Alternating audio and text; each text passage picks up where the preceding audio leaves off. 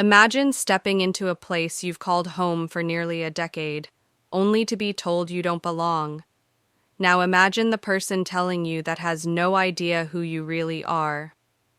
That's exactly what happened to Minchokim, Patrice Hallman, a woman who wanted nothing more than a quiet afternoon at her neighborhood pool. But a single encounter turned into a powerful lesson, one that left an entire community talking. After working non-stop for weeks, Patrice finally had a day off. All she needed was a lounge chair, some sun, and a peaceful moment by the water. Living in a small gated community in Tula, California, she had every right to be there. She had owned her home for 9 years, knew the HOA board members by name, and had even served on the security committee. But as she sat down to relax, a man she had never met approached her. Dennis Whitlin, new to the neighborhood, stood in front of her with a smug look and a loaded question. "Do you live here?" Patrice blinked, sitting up slightly. "Yes, I do." Dennis folded his arms. "Really? I've never seen you here before. This pool is for residents only." Patrice studied him. He was holding an HOA pamphlet, looking every bit like a man who thought he had the right to question her presence. "I live 3 houses down," she said, keeping her voice calm. "Been here almost a decade." Dennis let out a short laugh, more disbelief than humor. "Right, and you just happened to wander in?" "No," Patrice replied. "I used the gate, like everyone else." Dennis wasn't convinced.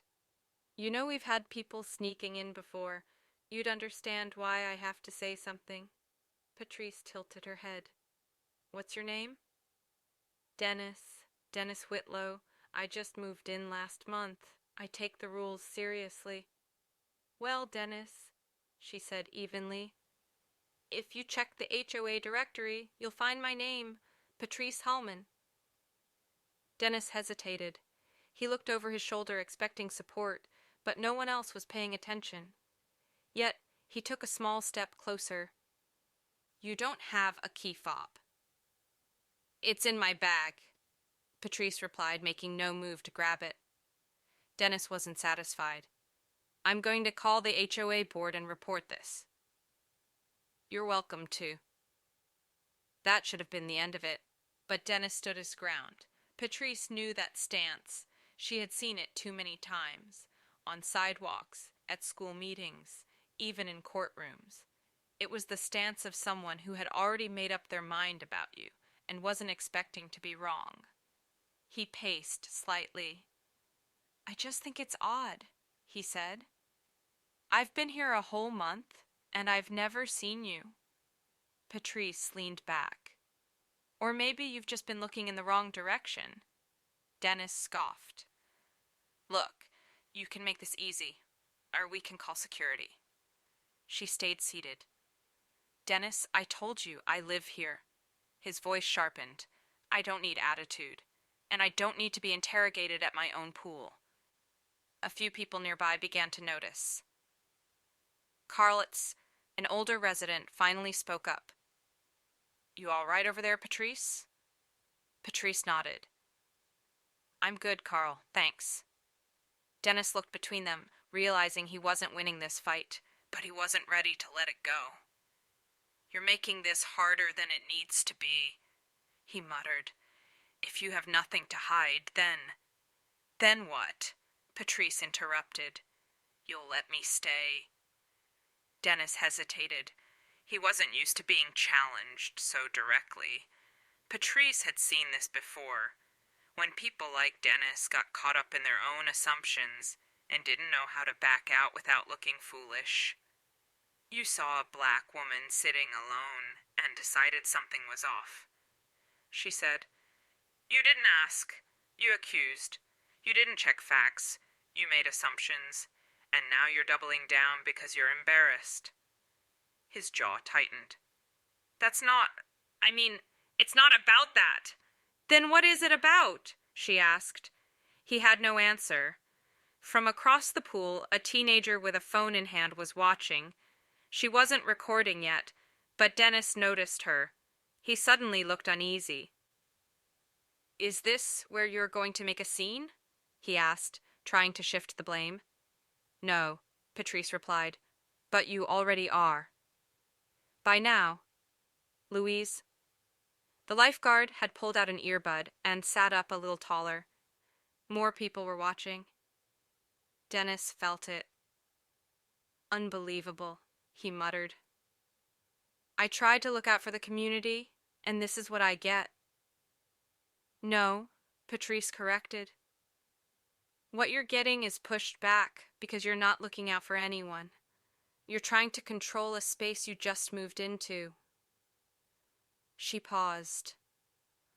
"Or, Dennis, you could have walked up, introduced yourself, and asked if I was new. Instead, you came in hot, assumed I was trespassing, and now you're mad I didn't jump when you barked." Dennis's face turned red. More neighbors were watching now. Even Florence Godwin, one of the longest-standing residents, spoke up. "Patrice, want us to call Ken from the board?" Dennis swallowed hard. "No need, Flo," Patrice said. "Just a little misunderstanding." Dennis stood awkwardly, no longer sure how to walk away without admitting defeat.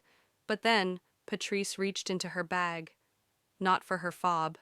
For her badge. The gold shield of the chief of police. Dennis took a step back. His lips parted, but no words came out. "You were saying something about rules?" Patrice asked, voice calm. Dennis stammered. I didn't realize." "You assumed," she said simply. He scratched his neck. "I wasn't trying to cause a scene." "No," Patrice said, standing up. "You were trying to control one." Silence, then, from Carl's lounge chair.